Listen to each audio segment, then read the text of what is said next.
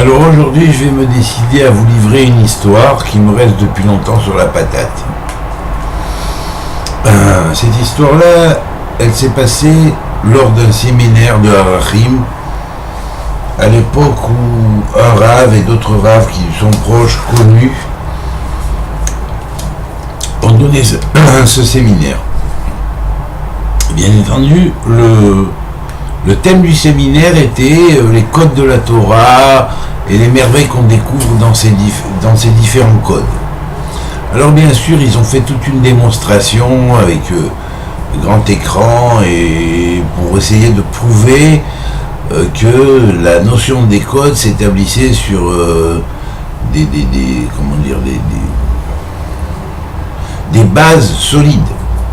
Et là, on va voir une chose, c'est que quand on regardait effectivement les visages des gens qui venaient à peine de découvrir ce monde-là, le monde de la Torah, la plupart étaient vraiment des gens israéliens échoués complètement chilonimes, c'est-à-dire sans aucune formation religieuse.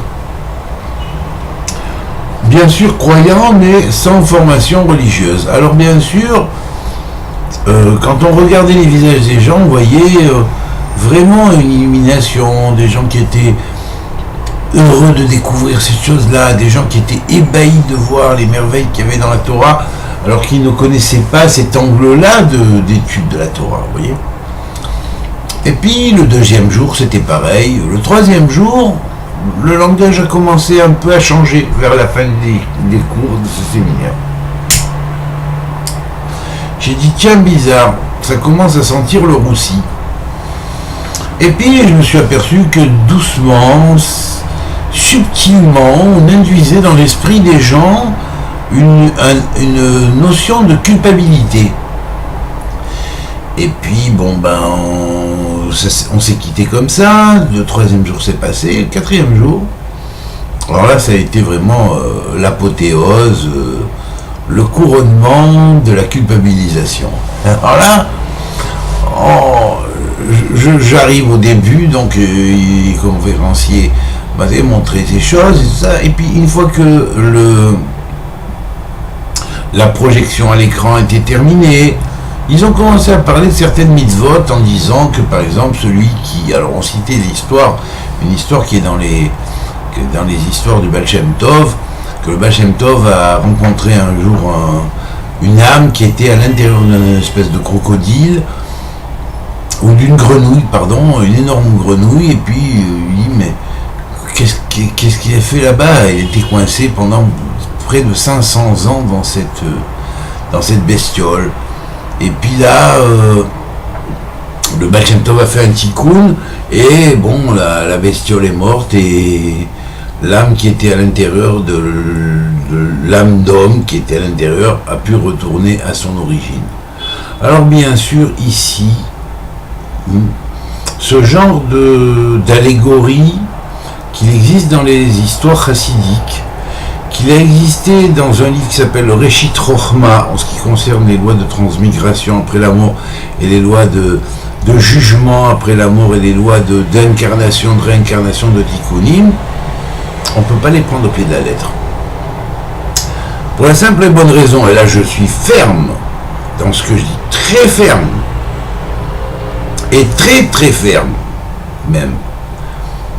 On ne peut pas les prendre au pied de la lettre parce que simplement tous ces récits allégoriques symbolisent une tradition initiatique.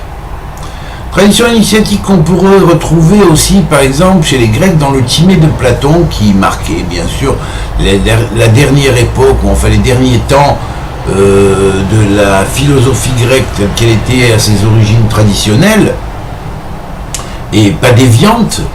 Puis après, il y a eu le sophisme, excusez-moi, ne pas confondre avec le soufisme, qui lui n'est pas déviant dans l'islam, au contraire, est la perle de l'islam. Alors donc, ne pas confondre avec le sophisme grec, ça constituait à apprendre les lois de la philosophie pour pouvoir se permettre de les utiliser à des fins politiques. Soit pour politiser la religion, soit pour utiliser une religion de la politique. Et ces lois du sophisme qui se sont installées à peu près vers la fin de l'époque de Platon, au début de l'époque d'Aristote, au début de l'époque d'Aristote, vers la fin de l'époque de Platon, et ensuite, bien sûr,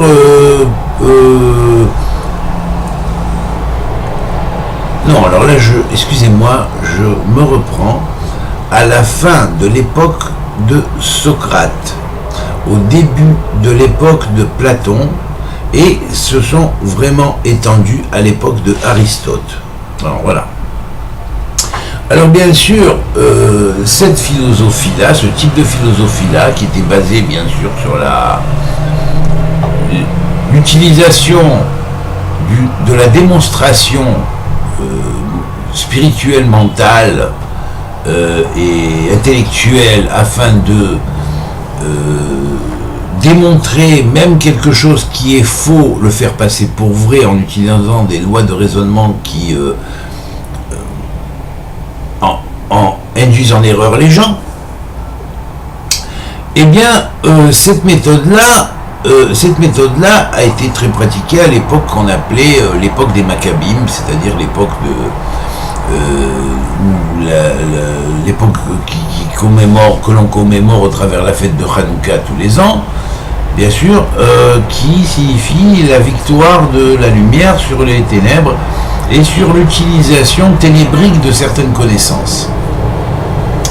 Alors ici, le texte que nous lisons durant la période de Hanouka est très clair puisqu'il nous définit quel royaume grec régnait à l'époque, et il est bien marqué Malchut Yavan Arisha, le Malchut Yavan méchant, mauvais, corrupteur, corrompu.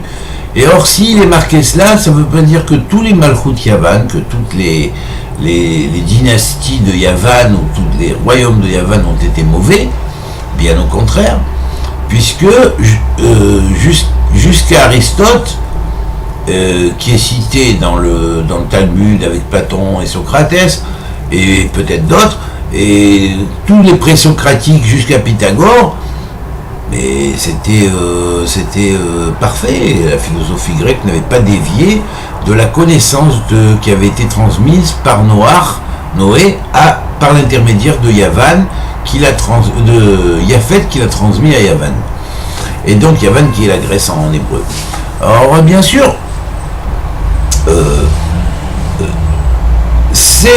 c'est le sophisme grec qui est combattu par de nombreux kabbalistes quand ils disent non, il ne faut pas étudier la philosophie grecque.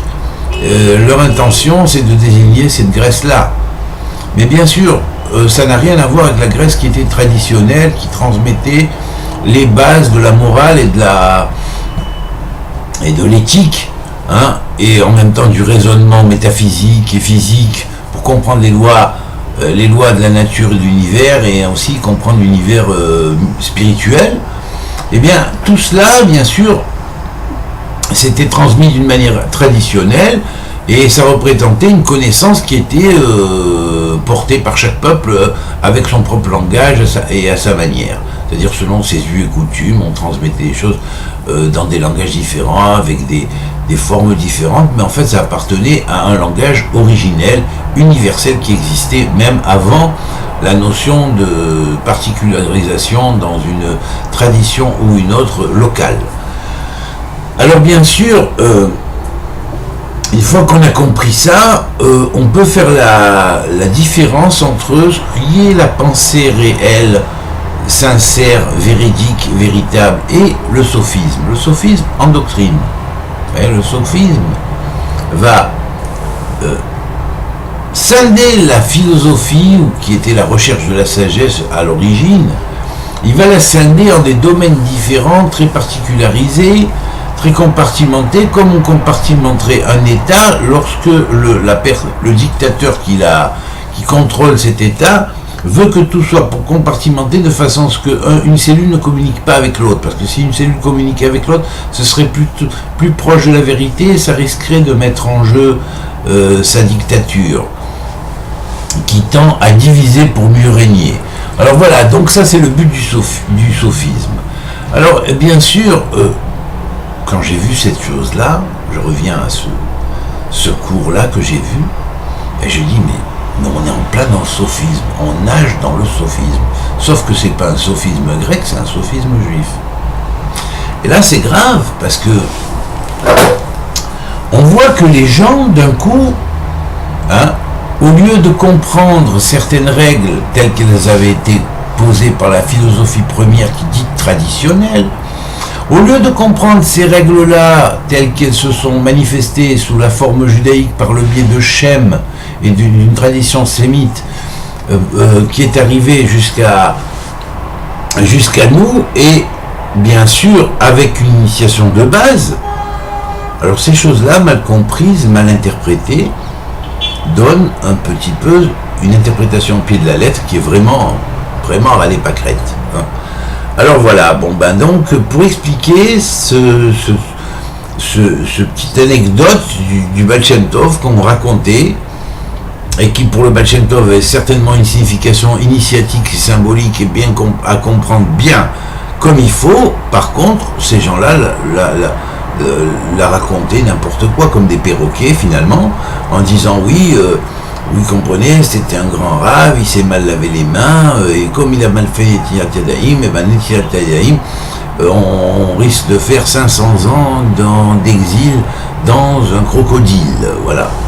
Alors bien sûr, là, ça devient un petit peu dangereux, vous voyez. D'autant plus qu'ensuite, bon, on a commencé à raconter d'autres histoires et dire tout tas de trucs sur les Gilgulim, et à culpabiliser les gens en leur disant oui, si vous avez fait telle chose, vous aurez ça, si vous avez fait telle chose, pour telle chose, il n'y a pas de rélèque de Dolamaba, à moins que de faire un tikkun très grand. Et vrai, c'était vraiment horrible. Cette fin était horrible. Je voyais les gens, leur visage qui était illuminé, étonné, curieux, en extase de voir les merveilles qu'il y avait dans la Torah. Ben on l'avait fait, on avait pris une carotte, qui est la Torah. Ouais. On a pris une carotte de la Torah, et avec ça on a fait avancer les ânes. Vous voyez. Et ben c'est exactement la chose, comment on peut l'interpréter. Et ne me dites pas, s'il vous plaît, ne me dites pas, mais comment tu critiques un rabbin? Mais tu n'as pas le droit de critiquer un rabbin. Alors je vais vous dire ce que dit ce rabbin, parce que je ne veux pas dire que tous les rabbins sont comme ça, malheureusement il y en a beaucoup des comme ça. Alors je veux dire, il serait temps qu'ils changent un petit peu leur langage, ou qu'ils s'initient un peu plus à la source, de façon à comprendre comment ces lois fonctionnent, et pas pourrir les esprits des gens, et pour en faire leurs prisonniers, les prisonniers de leur système, dont ils sont finalement des genres de gardiens de prison dorés de leur religion très, très fermée, très agdarot. Et je veux dire maintenant ce que je dis là pour les rabbins, croyez-moi, c'est des cas qui existent de partout, dans toutes les religions et dans toutes les sectes, malheureusement. Alors je signale pour qu'on comprenne bien, de façon à ce que les gens se disent, ah attention, c'est vrai, ça agit comme ça. On s'instruit subtilement, on donne la carotte, on fait avancer l'âne, et après, en avant, on donne le coup à l'âne sur la tête. Alors pour bien voir que c'est vraiment été fait consciemment, ben bien sûr, je vais vous raconter la suite. Parce que ne croyez pas que c'était tombé comme ça, ils ont raconté, et puis c'est tout. Je vais vous raconter la suite, et c'est grave. Alors la suite, c'est comme ça. Je vais voir la personne à la fin, ce grand rave, à la fin, c'est un grand rave, et je lui dis, Rave, je m'excuse, mais à quoi ça correspond cette histoire-là, cette manière de faire? Il me dit quoi? De quoi vous voulez parler? Ben, je lui dis, c'est la manière dont vous avez agi. Le premier jour, vous avez attracté les gens, vous leur avez montré les beautés de la Torah, et après avoir fait un petit peu comme l'anecdote de la carotte pour faire avancer l'âne, eh bien, une fois que vous avez fait comme ça, que les gens étaient bien étonnés, qui voulaient écouter, qui se sont même donnés à votre écoute, à votre écoute, de façon, ils se sont rendus perméables et non imperméables. Ils ont ouvert leur kélim pour recevoir. Et à ce moment-là, vous leur avez mis tout un dépotoir de choses qui sont dans vos idées, qui ne correspondent pas du tout à la justice divine, parce que si un Dieu existait comme ça, que quelqu'un qui pendant une fois qu'il a oublié de se laver les mains, il le mettrait en loi d'incarnation pendant 500 ans en exil dans un crocodile, et bien vraiment un Dieu comme ça mériterait qu'on le détrône, parce que ce serait le pire des dictateurs. Et je veux dire, même il n'y a pas eu de dictateur humain pour le moment qui ait pu faire la chose. Alors, parce que bien sûr les gens ne vivent pas 500 ans, ils ne seraient pas là 500 ans après pour le constater. Alors voilà, donc maintenant je vous expliquerai tout de suite après la réponse de cette personne, qu'est-ce que c'est que cette histoire de 500 ans, et certaines choses qu'on lit et qu'on va trouver dans le Reshit Chochma, ou dans certaines histoires chassidiques, ou dans certaines histoires de tzadikim, de juste. Alors voilà, alors donc, il me répond comme ça. Ah oui, mais alors, mais c'est normal. Je dis, quoi qui est normal? Il me dit, mais c'est normal, il faut leur donner sur la tête. Je dis, pardon, mais pourquoi? Pourquoi?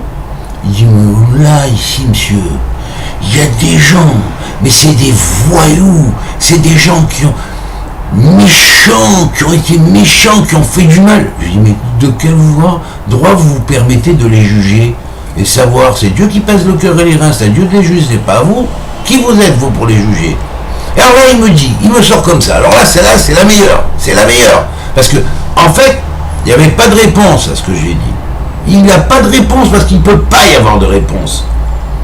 Un homme qui recherche la vérité et qui s'aperçoit qu'il s'est trompé, il reconnaît tout de suite, il dit oui, c'est vrai, j'ai fait une erreur. Mais quelqu'un qui est de mauvaise foi, il ne reconnaîtra jamais qu'il a fait une erreur, jamais. Il trouvera toujours un paramètre, machin, ce qu'on veut. Voilà.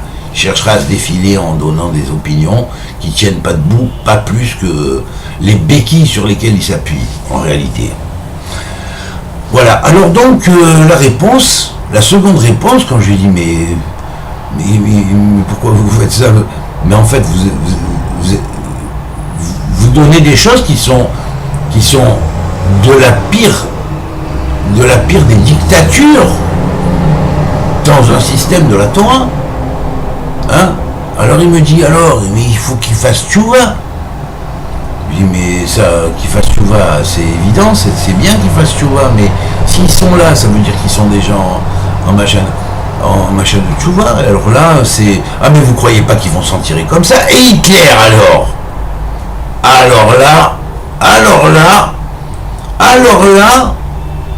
comparer cela à Hitler, moi, à part dans certains comiques qui font ces comparaisons ou aux nazis, j'ai jamais entendu. Et là, c'est un rabbin qui me le dit. Et un grand rabbin très connu. Vous voyez? Alors, il me dit, Hitler alors? Je lui dis, mais vous êtes fou? Mais j'ai dit, vous êtes fou ou quoi? Mais quel est le rapport entre Hitler et ceux-là, et ces gens-là? Quel est le rapport entre Hitler et ces gens-là? Ah, vous voulez dire que s'ils sont là, c'est les Gilgoulim d'Hitler et des nazis? Ben alors, et vous êtes Gilgoul de qui alors? Puisque vous êtes dans le système déjà, et que vous cherchez en entrer d'autres qui peut-être deviendront comme vous, dans 10 ans ou dans 15 ans, et donneront d'autres cours et deviendront gardiens de prison dorés. J'ai dit, alors c'est quoi? À quoi ça correspond? Il ne savait plus quoi dire. Ben oui, il n'y a rien à dire. Il n'y a rien à dire. Alors maintenant, la question que je pose, que je laisse en suspens, pourquoi cette chose-là se fait-elle et d'une manière consciente? Alors je vais répondre d'abord à ça. Parce que lorsqu'on prend des gens et qu'on les utilise d'une manière rusée, hein, et on les fait rentrer dans un système, déjà, plus ou moins, ils nous deviennent dépendants. Hein. Ils deviennent dépendants parce qu'on cherche à les rendre dépendants du système, ce qui est le contraire dans la vérité. Au lieu de rendre dépendants les gens, on leur montre comment les dépendances peuvent se créer. Vous voyez, ça c'est la différence entre un système vrai et un système qui est faussé à la base. C'est-à-dire, on n'apprend pas aux gens à montrer les écueils qu'il y a sur la route. On utilise une liste d'écueils pour les mettre sur la route et sur la fausse route. Ouais. Alors maintenant, donc à qui ça profite? Bien sûr, ça profite à un certain système qui va voir des gens dépendants qui vont lui demander ci ou ça ou ça ou ça, et puis bon, ben, peut-être que ça va faire combien, et ça va faire combien, ça va faire combien. Et avec tous ces combien en les associant, ben, on se paye une belle villa, machin, tout ça, et personne n'en sait rien, vous voyez, comprenez. Voilà, alors ça c'est un problème, un premier problème. Alors maintenant, je vais revenir à cette fameuse historiette du Baal Shem Tov. Quand on dit qu'il ne s'est pas lavé les mains et que pendant 500 ans, il y a eu exil dans un crocodile.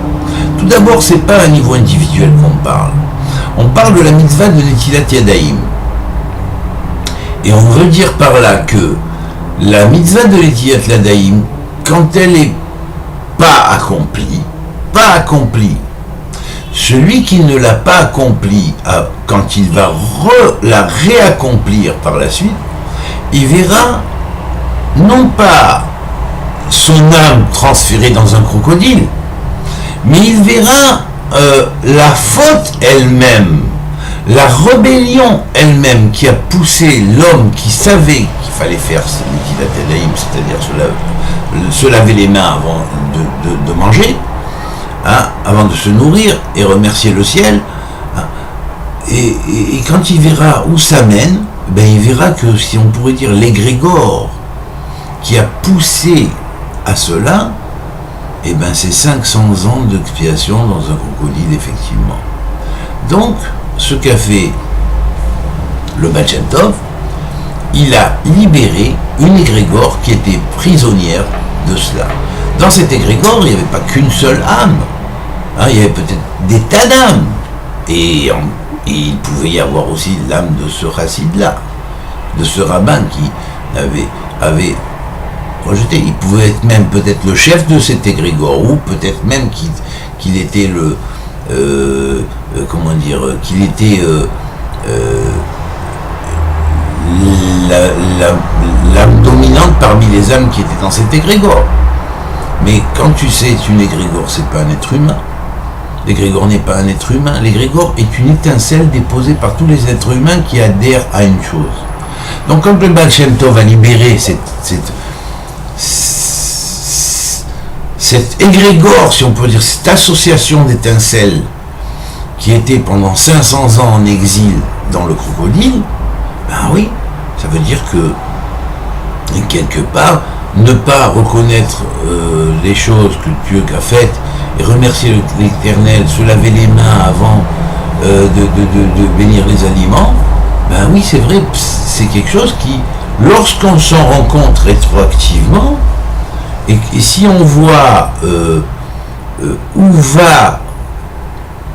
a pu aller la force qui a poussé à cela, qui est une force des ténèbres, hein, une égrégore des ténèbres qui s'est emparée d'une étincelle, pas d'une personne entière, mais d'une étincelle de chaque personne.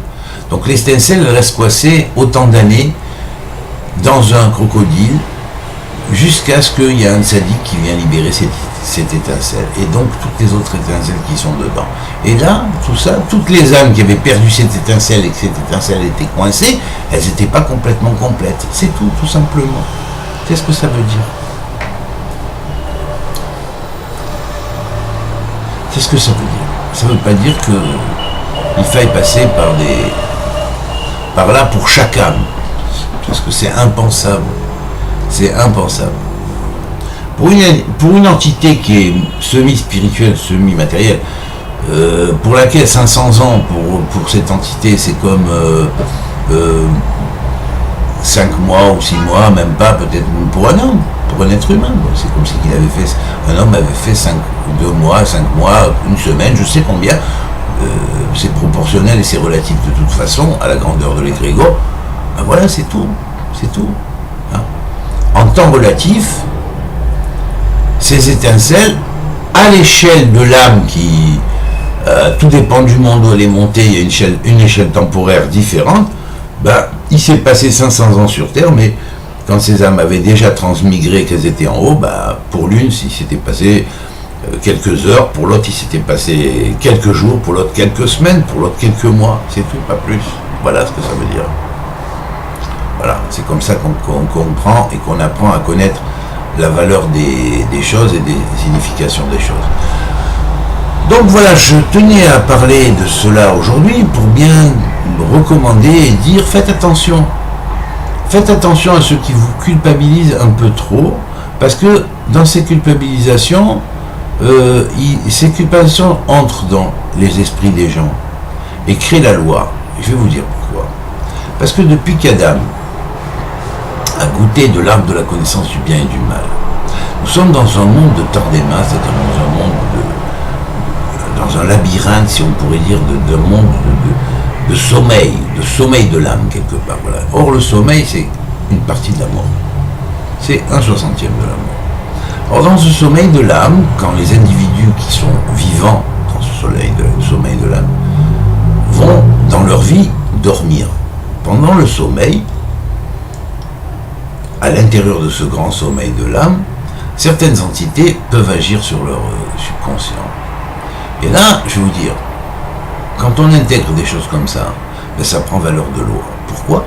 Parce que dans le monde dans lequel nous sommes, à partir du moment où, dans ce sommeil de Tordéma, Adam a mangé ce qu'on appelle, consommé, ce qu'on appelle l'arbre de la connaissance du bien et du mal, qui est un symbole et qui est une sorte de remémoration de ce qui était avant, comme si une personne allait par exemple chez un hypnotiseur, vous voyez, qui lui ferait retourne en arrière, mais l'hypnose est mal faite, et donc ça c'est l'arbre de la connaissance du bien et du mal, l'hypnose est mal faite, et là ça va faire ressurgir des tas de choses qui sont pas très très agréables, vous voyez. Alors bien sûr, là c'est un petit peu la même manière de voir, manger de l'arbre de la connaissance du bien et du mal, dans le monde de la Tordéma, c'était ça. C'était toucher à une zone où ténèbres et lumière étaient mélangées, et sans possibilité de savoir distinguer entre ténèbres et lumière. Et là, c'est ça qu'on a appelé arbre de connaissance du bien et du mal, ou arbre veut dire aussi conseiller de la connaissance du bien et du mal, vous voyez. Alors bien sûr, là, immédiatement, le mal s'est infiltré avec le bien, et il a pris dominance rapidement, ce qui fait que les forces ténébreuses, ténébriques, qui agissent à l'intérieur de ce monde de Tordéma, qui est un monde aussi de sommeil-torpeur, dans lesquels les fils divins sont éprouvés, en formation, eh bien, il se passe une chose, c'est que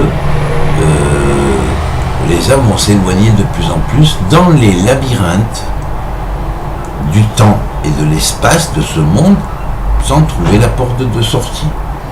Et il faut dire une chose, les entités qui savent utiliser certains paramètres, qui connaissent bien plus ou moins comment fonctionne le bien et le mal, mais qui sont un petit peu ténébreuses, qui se prennent pour des gardiens de prison,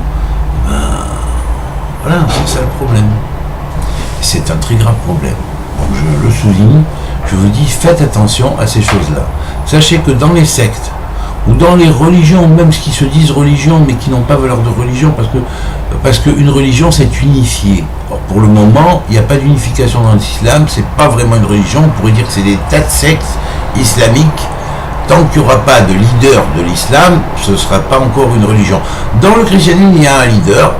D'abord, il est bien, il n'est pas bien, ça c'est un problème, ça se discute, mais tout au moins, le christianisme est une religion. Par contre, le judaïsme, c'est pas une religion non plus, c'est des tas de sectes qui sont dérivés d'une religion initiale qui a été brisée, et cette religion initiale, ou cette tradition, tout exactement initiale, je préfère le mot tradition initiale, d'une tradition des enfants d'Israël premiers, dont la tribu de Juda et de Benjamin étant revenue avec quelques Kohanim de la lignée de Tzadok, qui est la lignée des prêtres qui a été instituée par David et Salomon, qui est la lignée des prêtres selon Dieu et non selon les hommes, et donc la rébellion qui s'est passée par la suite, à partir du moment où les Kohanim de Bnei Tzadok ont été plus ou moins jetés du temple avant qu'ils partent, quoi, et en prenant les archives et en allant à Qumran, cet texte que ce judaïsme qui a continué, bon, ben n'en parle pas. Hein. On n'en parle pas des écrits de Qumran. Hein. On n'en parle pas. On n'en parle pas. Il y a aucun rabbin qui parle des écrits de Qumran. Donc il y a un problème, il y a une pression quelque part pour ne pas traiter les écrits de Qumran. Ou pour faire ignorer les écrits de Qumran. C'est quand même bizarre, quand même. Il y a de quoi se poser la question. Alors je pourrais vous citer des tas de noms de rabbins et vous demander, est-ce qu'ils ont parlé, un jour vous les avez entendus parler des écrits de Qumran? Non, par contre ils parlent du Talmud, mais le Talmud c'est quoi, 2e, 4e siècle? Et pour la première impression on la trouve au 6e siècle. Les écrits de Qumran c'est quand même 3 siècles avant l'ère chrétienne, hein, les textes les plus anciens, 2 siècles avant l'ère chrétienne, les textes les moins anciens, et les moins anciens, c'est quand même 1er siècle avant l'ère chrétienne. Donc c'est quand même bizarre. Voilà. Et je vous laisse sur cette question. Où sommes-nous? Voilà. Où sommes-nous et comment trouverons-nous la porte de sortie de ce labyrinthe dans lequel on ne cesse de nous culpabiliser, hein, finalement, et on nous culpabilise sur des choses qui sont d'ordre du rituel, qui n'ont aucune valeur, qui ne sont même pas des choses humaines. Par contre, les mêmes personnes, c'est rare qui culpabilisent sur des choses qui sont interrelationnelles. C'est rare. Vous comprenez? C'est quand même plus rare. Voilà. Alors, je tiens à préciser que par rapport au monde céleste, on est jugé par rapport au midot, c'est-à-dire au comportement humain, et pas par rapport au rituel. Il y a des textes dans Isaïe et dans d'autres prophètes qui en attestent, et ça, contre les textes du Tanakh, on peut rien, et ni contre ceux de Qumran, parce qu'ils sont beaucoup plus anciens, et les textes venus après ne peuvent pas avoir la priorité sur des textes venus avant. Kol Touv, amitié à tous, réfléchissez-y, et que Dieu vous bénisse. Et une dernière formule. Que Dieu libère ceux qui sont prisonniers des prisons dorées. Voilà mon vœu. De toutes les prisons dorées, dans tous les domaines que ce soit, dans toutes les sectes et sous-sectes qui prennent les noms de religion, et qui sont des prisons dorées, que Dieu libère ces gens, et qui se réveillent, et qui se rendent compte qu'ils ont été manipulés, et qu'ils aillent vers la recherche de la spiritualité, sans ce genre de prison dorée. Kol Touv, amitié à tous.